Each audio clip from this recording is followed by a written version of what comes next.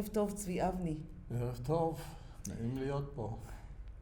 אז בתוך הקורונה, שאנחנו חייבים גם לשמור מרחק ולהיות אמיצים ללא מסכות, אני אשאל אותך באמת על המסורת שאתה שומר, שאתה מעביר, שאתה בנוכחותך בעצם מייצר פה בישראל. אם יש לך איזשהו משפט או הרבה משפטים על כל המסע הזה. אני לאורך הדרך, לאורך השנים, אהבתי וגם הצעתי את זה לסדרת הרצאות פעם במוזיאון, את הביטוי מלחין בראי התקופה.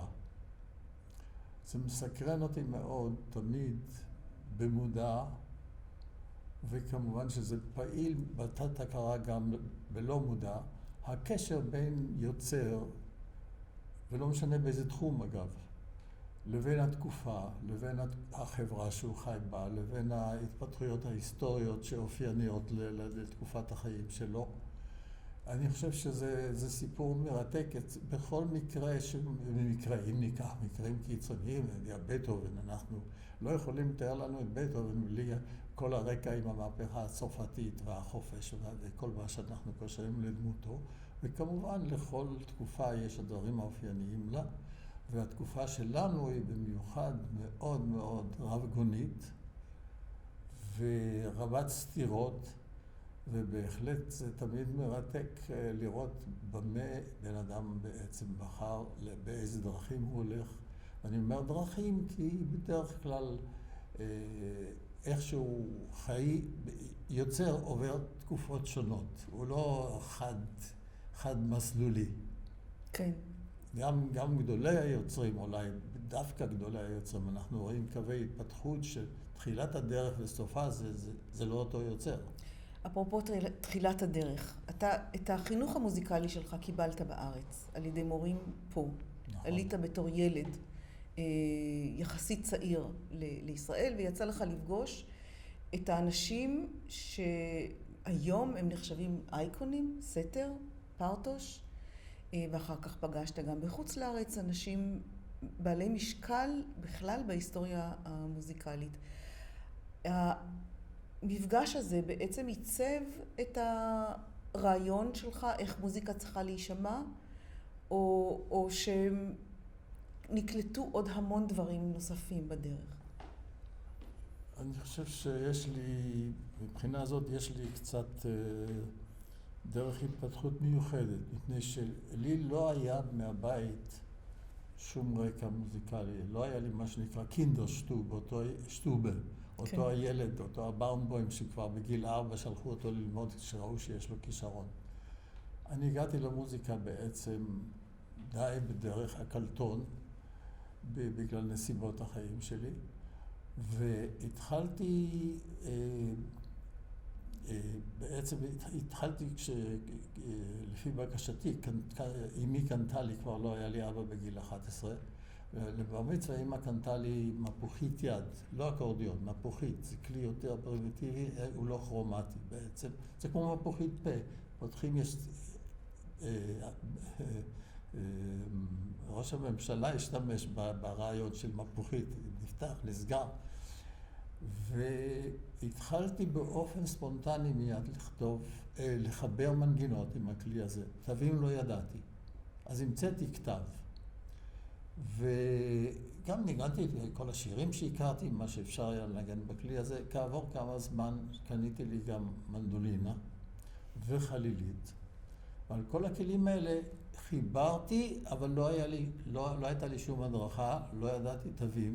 המצאתי כתב, ורק בגיל 16 בעצם, בהצעת מדריך שלי בתנועת הנוער, בנוער העובד בחיפה. היה מדריך מעין גב, כזה יקם מגרמניה, שהתחיל גם לקחת אותנו לקונצרטים. הוא אומר, אתה מוכרח ללמוד בצורה רצינית מוזיקה. וזו פעם באמת הראשונה שככה עלה הרעיון שאני אתחיל ממש ללמוד. ולמדתי אצל מורה בחיפה, והייתי בא להתאמן אצלה בבית, כי לי לא היה פסנתר.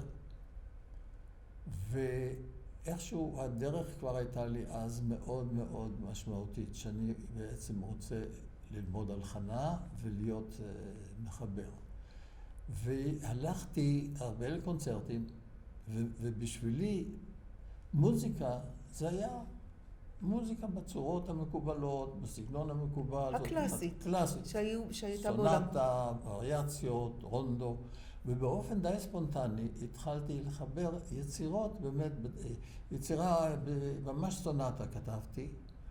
רצתי פעם בקונצרט, בהפסקה, הראיתי לברנשטיין סונטה שלי, והוא הסתכל ועודד אותי, אמר לי דברים יפים. ורק אחר כך התחלתי איכשהו להיכנס יותר למסלול אקדמי רציני, אחרי שכבר כתבתי דברים באופן די, הייתי אומר, עדיין לא ברמה מקצועית, אבל בצורה מאורגנת, בצורה של הכרת הדברים הבסיסיים.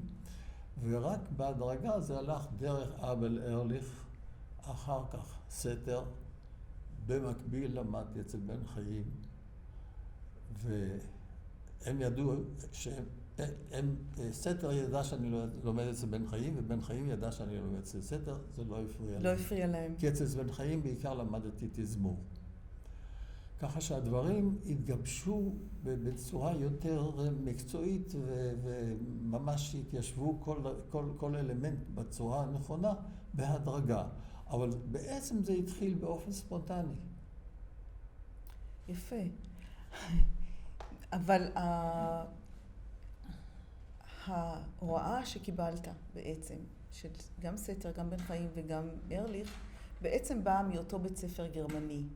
או בית ספר צרפתי, או בית ספר אירופאי, בוא נגיד לזה ככה, בוא נקרא לזה ככה.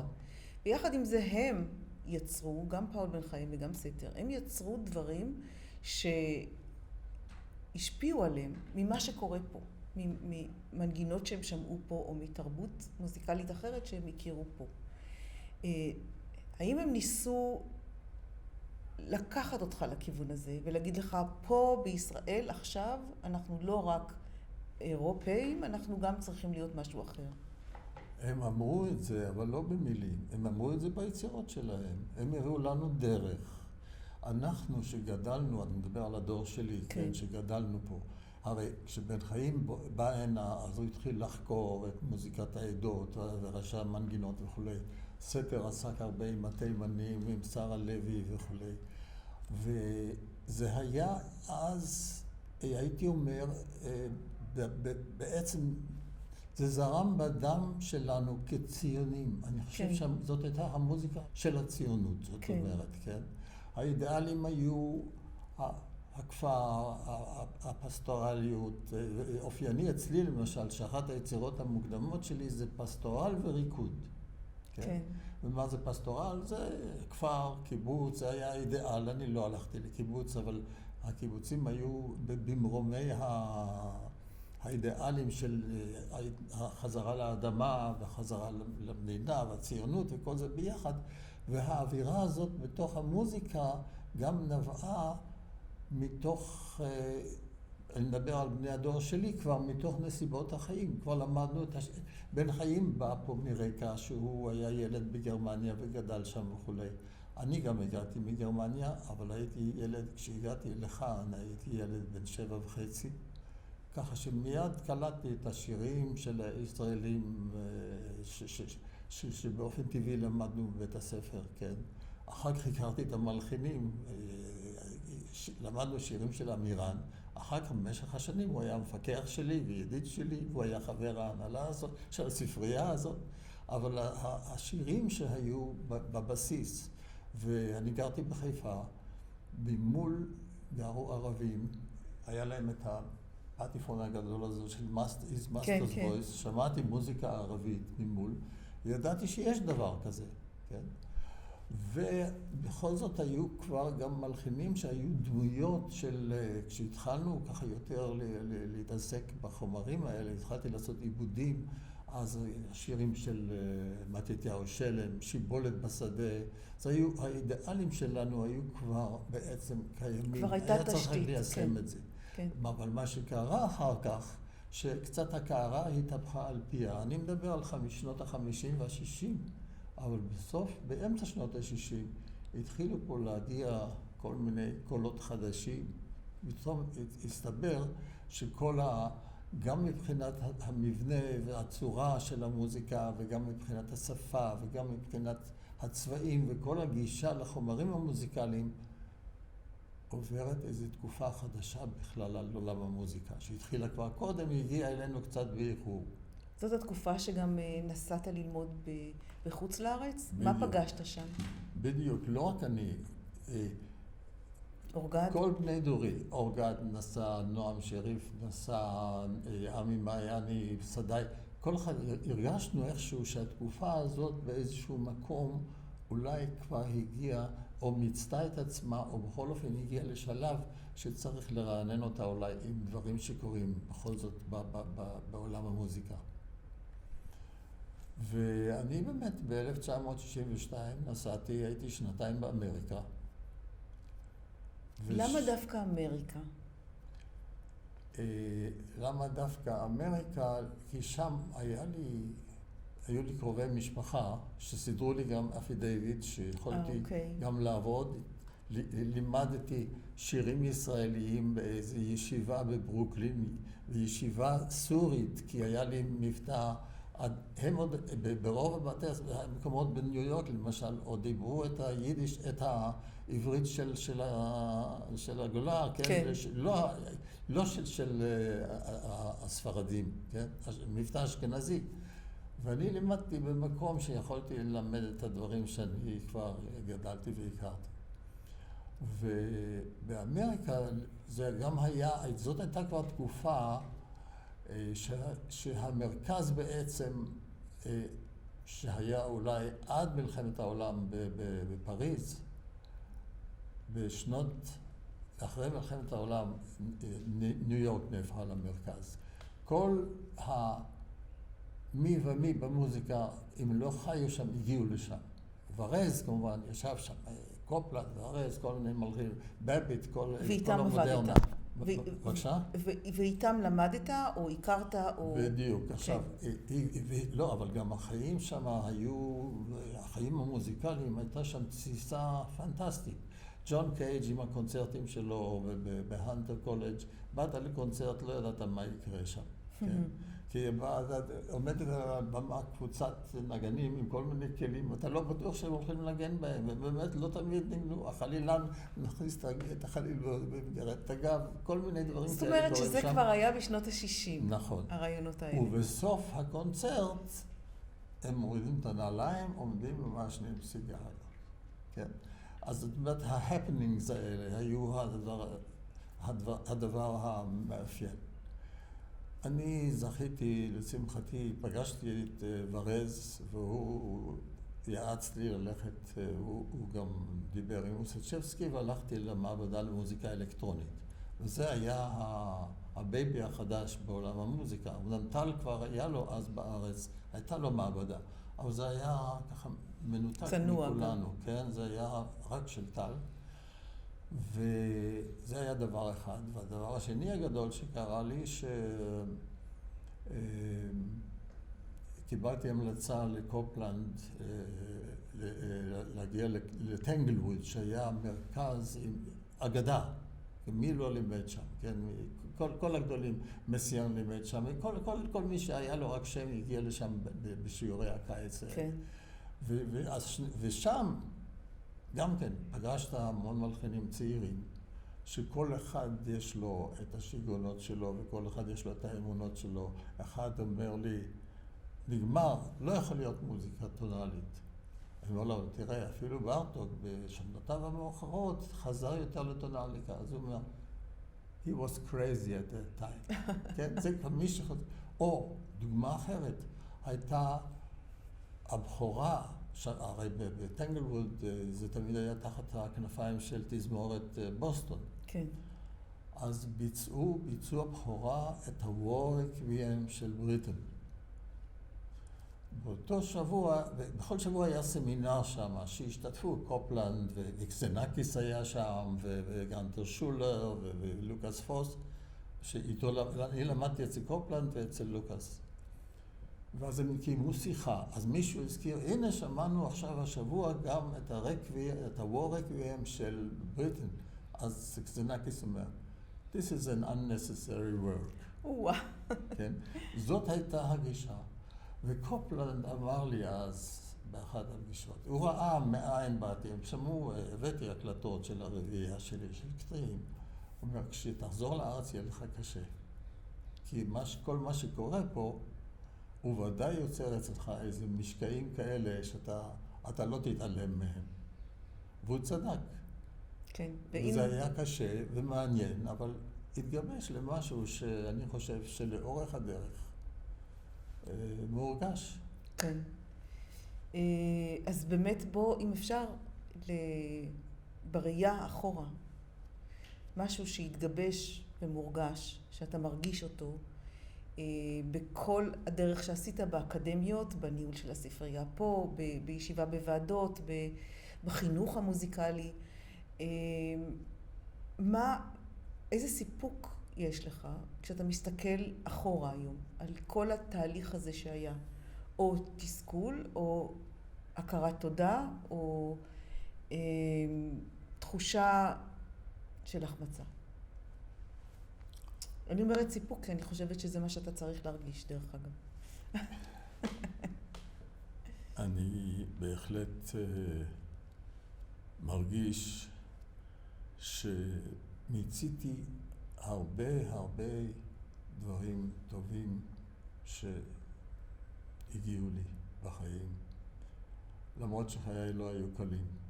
מי שקורא את הביוגרפיה, הוא לא רוצה להתחיל להיכנס לזה עכשיו, אבל עברתי דברים לא קלים בחיים שלי, כולל שבגיל 11 רצחו פה את אבי, עד היום אני לא יודע אפילו איפה הוא קבור.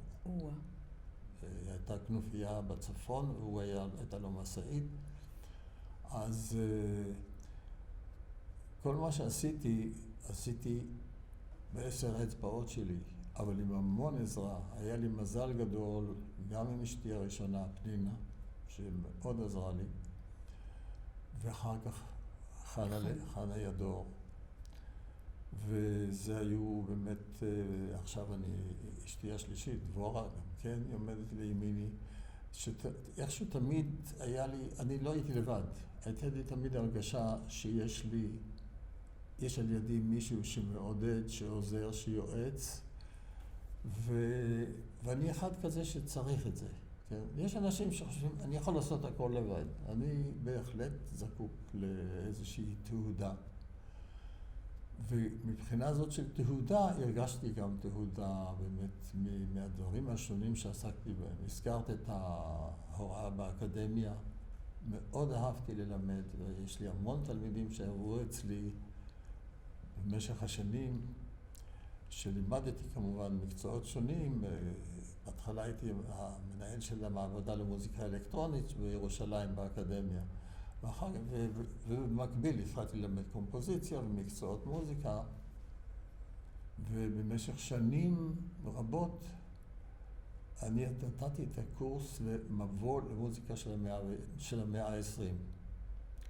ובקורסים האלה היו אצלי בדרך כלל 120-130 תלמידים. ואני חושב שאחד הסיפוקים הגדולים שיש לי עד היום, שאני בא לאיזו מסעדה ושותה כוס קפה, ובא המלצר אומר, אתה היית מורה שלי, למדתי באקדמיה בקורס שלך, ואני לא שוכח. נהדר. ואז בהוראה כמובן אתה מרגיש את ההדים אם אתה באמת עושה משהו משמעותי, כי יש הרבה דברים שהם כאילו ידועים על פני השטח, אבל הם לא ידועים. יודעים שזה קיים, אבל בדרך כלל אני מדבר על לימודי מוזיקה. לומדים על פי רוב את הדברים השגרתיים הנחוצים מבחינה מקצועית, ולא כל אחד נכנס לדברים היותר ספציפיים שאני חושב שמוזיקאי צריך לדעת בתקופה שהוא חי בה. ואני פוגש גם היום מוזיקאים שלא יודעים הרבה על המאה ה-20 במוזיקה. כן. כבר לא מדבר על המאה ה-21, אולי על 21 הם כן יודעים, מכירים כל להקה וג'אז וכל זה. אבל איך ההתפתחויות האלה מרתקות שקרו במאה ה-20, כל כך רבות גוונים. רבים לא כל כך מודעים לזה. זה גם, אני חושבת, דורש איזושהי התמסרות כדי להכיר את מה שהמאה ה-20 הביאה מבחינת מוזיקה. יש כל כך הרבה אופציות ואנשים משפיעים שבאמת מורה טוב יכול להפנות לשם, והתלמיד, אם הוא מתמסר, אז הוא יודע איך... ומה שמרתק זה גם הקשר בין דברים. כשאתה מדבר על מוזיקה אימפרסיוניסטית, אתה עושה קווי הקבלה, מה זה ציור אימפרסיוניסטי, מה זה שירה אימפרסיוניסטית של מלארמה. הדברים האלה מרתקים בעצם לראות את הדברים, איך הם מתאזנים זה מול זה. כשאתה מדבר על אקספרסיוניזם, שזה בהחלט דבר לא קל לתפיסה, אבל יש לזה איזה מין השלכות לרוחב גם וגם לעומק בצורות שונות בעצם כל הזמן. מתחילת המאה ה-20, כן? מי שהתחילה האטונליות והאבסטרקט בציור, ואיזדורה דנקן רקדה כבר בלי נעליים ועם בגדים פשוטים. הכל קורה בצורה שהיא מרתקת בעצם, אם אתה מתחיל לחשוב על השורשים של הדברים. אני אקח את כל הדבר הנפלא הזה רגע אליך, ואני אתייחס ליצירות שלך ולקשר שלך עם ציור. כי אנחנו גם נפגשנו בשתי תוכניות שונות, אחת תוכנית עם ציור ואחת תוכנית עם שירה. השירה של פולצלן, כן. ואחת התוכנית על ציור, שבה התמקדת בקשר בין המוזיקה שלך לציירים. ובאמת זה נראה שיש שם השפעה מאוד גדולה עליך כיוצר. מה זה? טוב, זה בעצם נובע מבפנים, מפני שבתקופה, באמת בשנות הנעורים, אני גם ציירתי הרבה.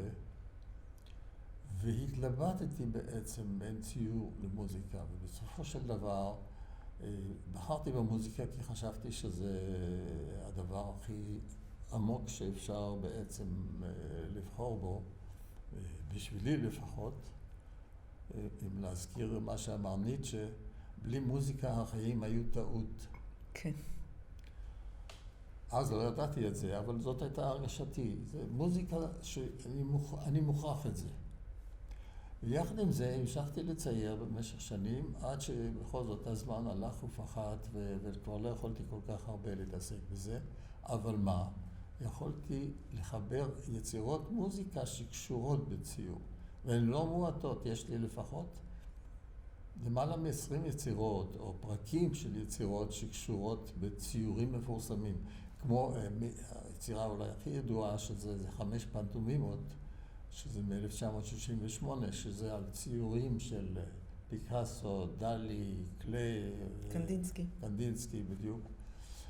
ויש התייחסות לכל צייר ולכל סגנון בצורה שנראתה לי הכי מייצגת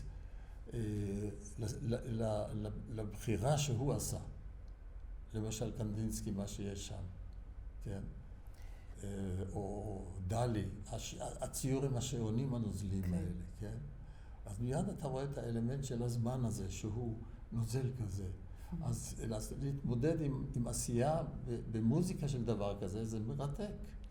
ואיך הקשר עם הפואטיקה, עם הטקסט של השירים, שאנחנו פגשנו בפולצלן, אבל גם אשתך הראשונה כתבה טקסטים, וגם על זה הלחנת או השתמשת בטקסטים.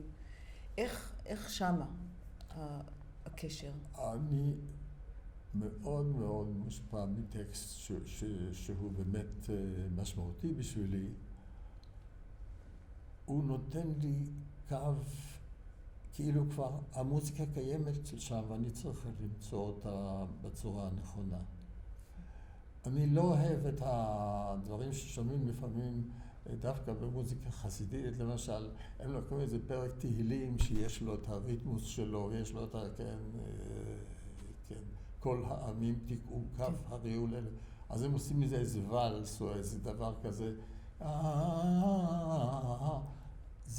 זאת אומרת, אפשר להדביק מנגינה, כל מנגינה כזאת שאפשר להדביק אותה לכל טקסט. מבחינתי זה מרתק המפגש שנותן לך הרגשה שזה נכון. הטקסט הזה צריך את המוזיקה הזאת בשבילי, מה שאני מרגיש, פאול צלן למשל, זו דוגמה, כן? אבל גם המוזיקות האלה, מקהלה, הריתמוס של המילים למשל. הריתמוס הוא בשבילי משמעותי ביותר. ולסלף את הריתמוס של המילים או לעשות מזה משהו לגמרי אחר, אפשר, כן? אולי יש מישהו שזה מעניין אותו. אותי להפך, אותי מרתק שאני קורא איזה טקסט, למצוא מה חבוי שם מבחינה מוזיקלית שאני יכול להוציא את זה. זה כמו מה שמיקלאנג'לו אמר, זה לא בעיה לעשות פסל של באדם. הוא ישנו בפנים, צריך רק להוריד את החלקים המיותרים. כן? כן. אז בטקסט אין חלקים מיותרים, אבל חבוי שם משהו, אם אתה לוקח טקסט כזה של לאה גולדברג למשל. תן למלא כוכבים. זה כבר נותן תמונה של משהו תן למלא כוכבים. זה כבר נותן לי את הריתמוס של המנגינה שאני רוצה לכתוב לזה. וזה עוד כתבתי, וכשהייתי תלמיד אקדמיה, הייתי גם תלמיד של בן חיים. אני זוכר שהבאתי לו את 3 שירים הזעירים האלה של לאה גולדברג, והוא מאוד אהב את זה, וגם סתר אהב את זה אגב. למרות שהגישה שלו הייתה שונה לגמרי. אז ההרגשה הזאת של איכשהו הטקסט הזה נותן לך תחושה של משהו שהוא זורם בך נכון מבחינה מוזיקלית. יש גם כישלונות, כן? היו לא מעט פעמים שלקחתי טקסט, התחלתי לעבוד עליו במיוחד ליצירות במקהלה, וכעבור זמן אמרתי, זה לא הולך, זה לא ילך. אני לא מבין את זה, זאת אומרת, אני מבין את הטקסט, אבל אני לא מבין מה לעשות עם זה. טוב, זה קורה. זה חלק מהיצירה. בדיוק. להבין שזה לא קורה. כן. זה בהחלט זה.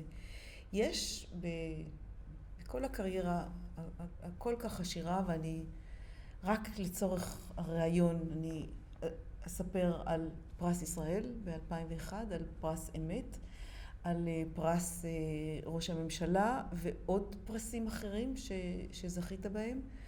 אבל אני מאמינה שאלו לא רגעי השיא של ההתרגשות בחייך מבחינת היצירה המוזיקלית. אתה יכול אולי לשים אצבע על איזשהו ביצוע של יצירה שעשה לך תחושת עילוי או התרגשות או זיכרון או משהו. אני חושב, יש כמה מומנטים כאלה, כן? זה לא דברים שקורים כל יום. ברור. כן? גם אם אתה מרגיש שהיצירה היא נכונה ושהיא מייצגת, אבל לא כל יצירה יש לה את המשמעות הזאת שיש לפעמים בשיאים. לא כל יצירה של בטהובן זה ההירואיקה. נכון. בואי נאמר ככה.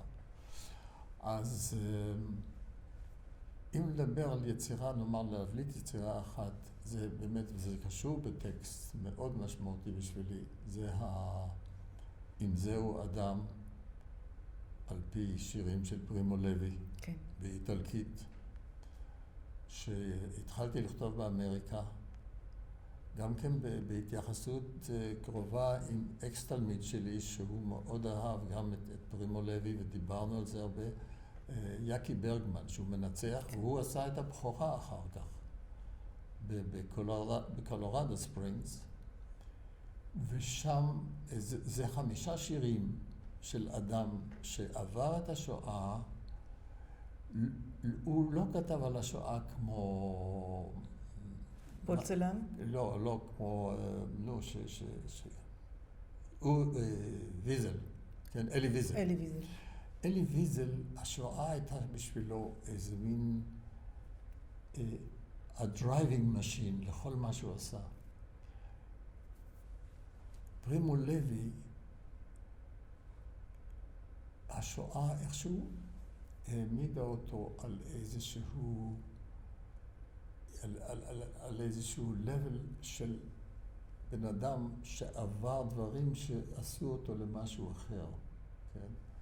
זאת אומרת, הדברים שהוא כתב הם באמת היו מייצגים את הפנים האנושיות בעצם של הרבה אנשים שהוא פגש בשואה, וכמובן של עצמו.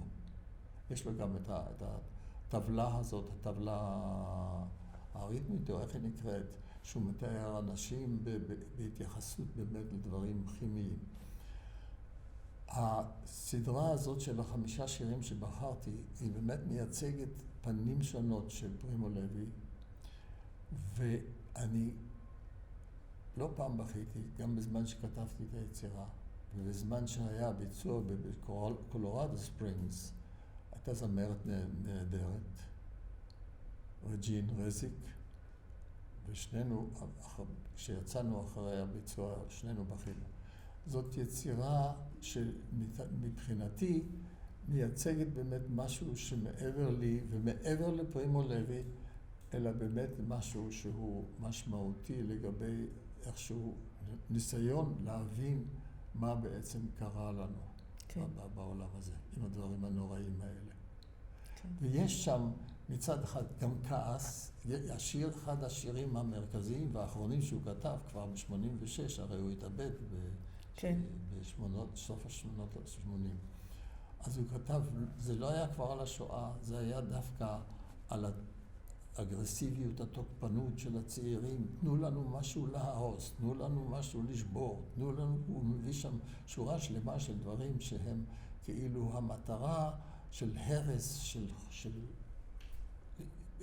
התפרצות של יצרים ללא גבול, כן? כולל אונס, הכל יש שם. אז היצירה הזאת מבחינתי נדמה לי, זאת אומרת, אם הייתי צריך לקחת איתי לעולם הבא יצירה אחת, הייתי לוקח את זאת. תודה, תודה שאני בטוחה, אני בטוחה.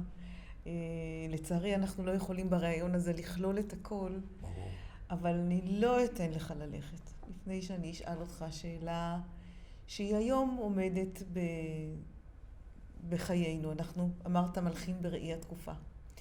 הנושא של החינוך המוזיקלי, שמדי פעם עולה כשאלה האם בכלל, האם להשקיע בזה?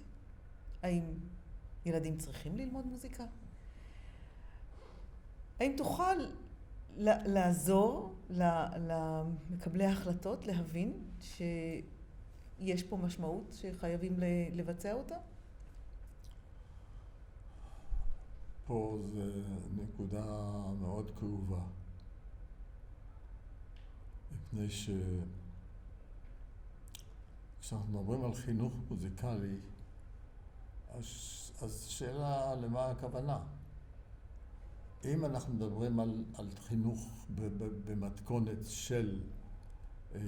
שילד בבית הספר לומד שיעור אחד בשבוע, ושהוא גם לומד שירים, וגם המורה מנסה שם להכניס קצת ידע, קצת מה זה קלרינט ומה זה כינור, זה היה פעם הסטנדרט המקובל. גם אני עשיתי את זה, לימדתי 8 שנים בבתי ספר עממיים, כולל שנה אחת בבית ספר ערבי ביפו לימדתי אפילו.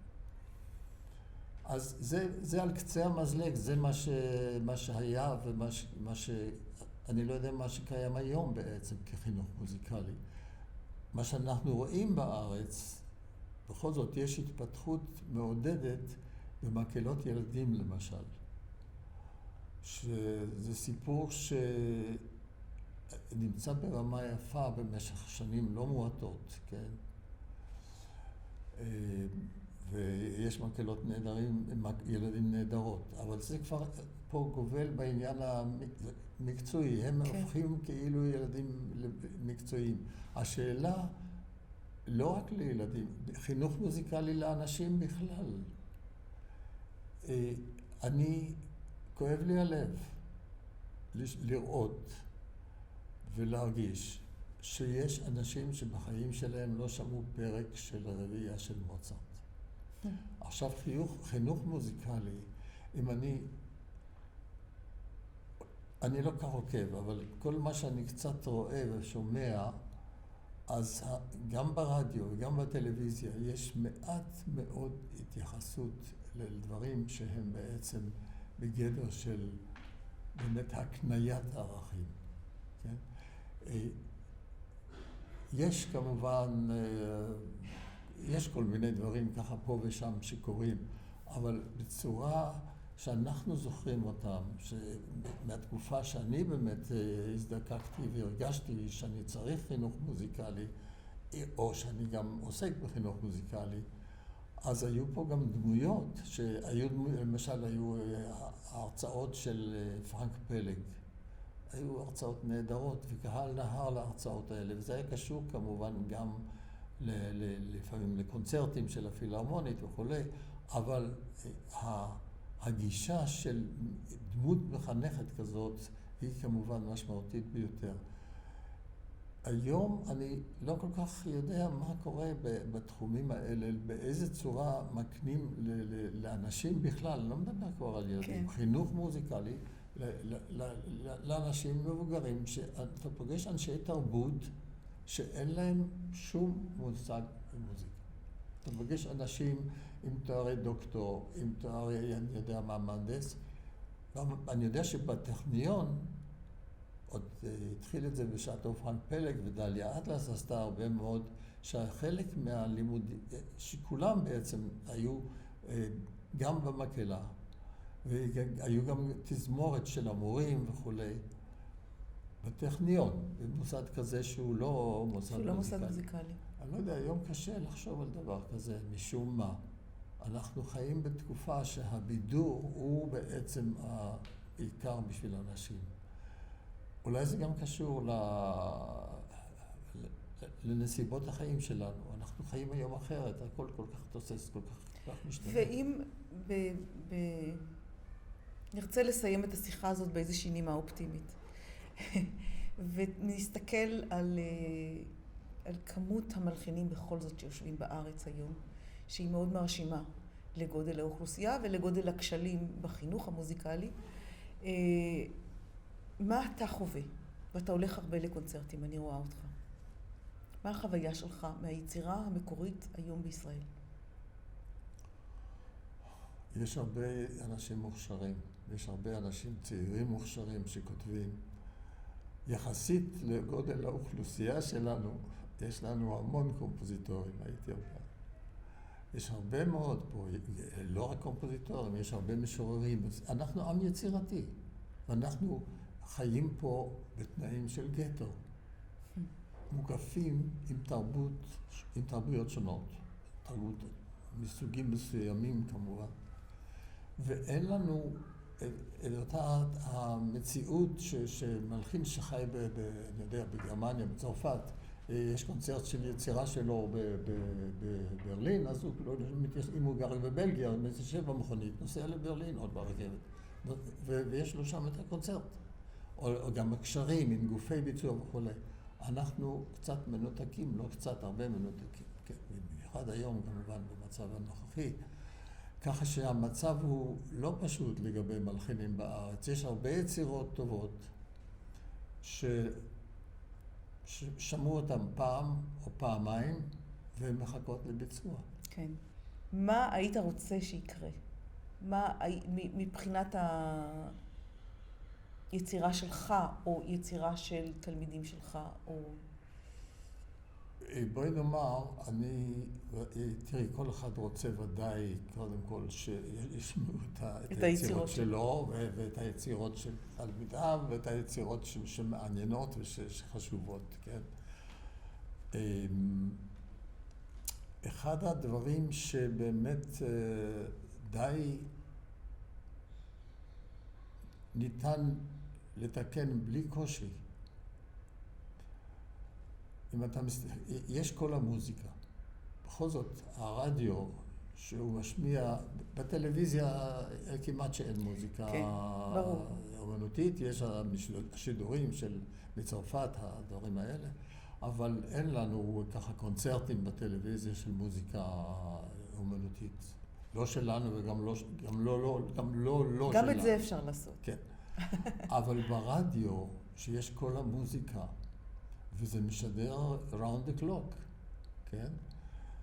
שם ניתן לדעתי, בלי לא צריכים לעבור פה את הרוביקון בשביל ליצור שם איזשהו שינוי בגישה. והיו ימים כאלה ברדיו. כן. היו שם אנשים עריות, שהם, מיכל זמורה עשתה גדולות ברדיו, כן, עם כל המוזיקה. היו תקופות שהיה, וזה לא נוסטלגיה, זה באמת איכשהו ראי של מציאות שאני מנסה לתאר. הייתה שם קבוצה של אנשים שהיה אכפת להם, כן? ואת זה צריך להקנות. יש הרבה אורחים חדשים היום, שמות שאני לא כל כך מכיר, כן? שהמוזיקה העכשווית בכלל, לא רק הישראלית, כן. אני מדבר בכלל המאה ה-20, היא יותר מדי נדירה, יותר מדי נהפך לאיזה מוזיאון. טוב, אז נשמיע עוד פעם איזו יצירה של שנברג או של סטרווינסקי. ולמוזיקה הישראלית, לדעתי, צריכה להיות התייחסות הרבה יותר מקיפה. וזה לא כל כך קשה. צריך היה לארגן עם תכלס. בשעתו הציעו לי לנהל את כל המוזיקה ואני לא הסכמתי. אבל אם הייתי מנהל את כל המוזיקה, הייתי עושה דבר ראשון, מזמין מלחינים שירצו לפני האורחים, שיציגו כל אחד 3 יצירות, 4 יצירות נבחרות שלו, שהוא חושב שהן מייצגות אותו. שהם יכירו קודם כל את הדברים. אני לא רואה את זה בין המלחינים, בין האורחים הצעירים. יש אחד שעוסק בזה וזה אורי גולן. ויש עוד 1 או 2 פה ושם שאתה שומע משהו, אבל היתר אתה שומע הרבה מאוד דברים מוכרים, מאוד נחמדים, מאוד חביבים, אבל זהו זה. כן, זה מה שנקרא פלייליסט. גם בתחום של המוזיקה הפופולרית יש המון טענות על הנושא הזה של הפלייליסט, שיש את הדבר שצריך להשפיע, ואחר כך יש את כל השאר. וכל השאר זה אוקיינוס שאיך אומרים, שמנסה לפרוץ לתוך הצוואר של הבקבוק הזה. אבל עם נימה אופטימית, צבי אבני, ליצירות חדשות, תודה. עם התקליטור החדש שעכשיו הגיע יחד עם צבי, עם ביקורו פה במרכז פליציה בלומנטל למוזיקה. אז תודה לך, תודה על הספורטיביות. תודה, ותמשיכי בדברים החשובים שאת עושה, ונקווה באמת שהתמונה בכל זאת יכולה להשתנות, כי יותר מדי נסחפים לדברים השגרתיים והאלה שזה כאילו זה המובן מאליו. כן.